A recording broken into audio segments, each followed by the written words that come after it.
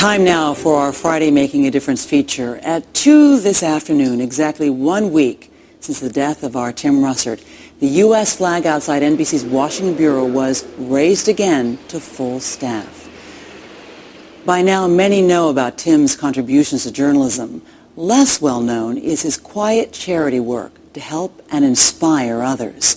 NBC's Pete Williams now.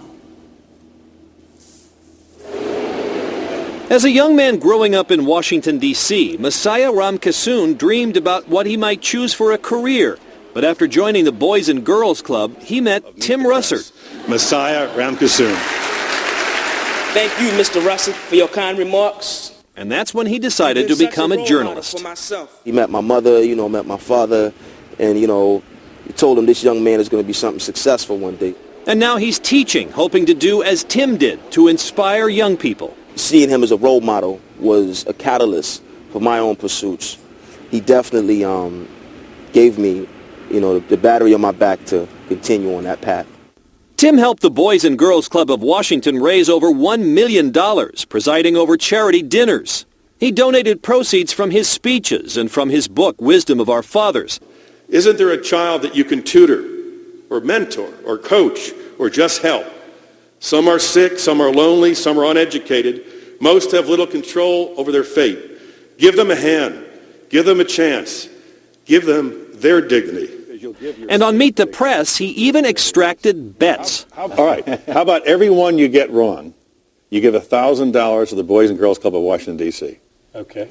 In many ways, he was the voice of the voiceless, because many of our children and teens, they live in neighborhoods that are not well represented. Tim also found ways to express his deep gratitude for his Catholic schooling, establishing what he called the Making a Difference Award, named for two former teachers of his, Father John Sturm What's going on, sister?